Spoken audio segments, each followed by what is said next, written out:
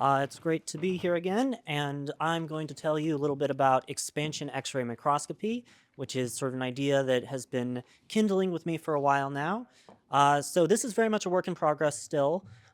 So some of you may remember that I talked last year and at some of the Neurotech workshops about using X-ray microscopy in combination with expansion microscopy, which physically enlarges tissue. And the idea of this is that you could map tissue very quickly by taking the advantage of a method called synchrotron X-ray microscopy. This could potentially map the entire human brain in 1 year at nanoscale resolution.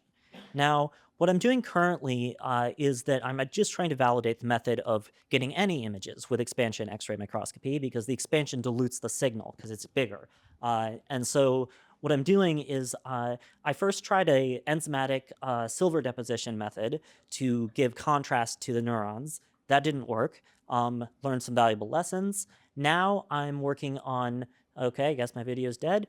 Now I'm working on a multi-round gold nanoparticle staining strategy, which will hopefully achieve the necessary signal amplification to give contrast to the features in the expanded tissue. And you can see a nice illustration of this here, where you put down one layer of gold nanoparticles, and then you put a layer of bridges, and then another layer, and planning on doing this 6 times.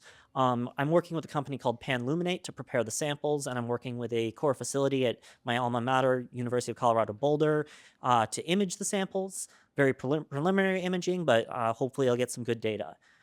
So that's essentially what I'm doing. This video that stopped playing was a image of fluorescence imaging of 1 round gold nanoparticle stained tissue. Recently, we were able to achieve penetration of the expanded tissue with gold nanoparticles, and they diffused in and got us some nice images with just the fluorescence. And so the next step is to do the multi-round gold nanoparticle staining and then test out both in the X-ray microscope at CU Boulder. And that's that. Thank you. Great.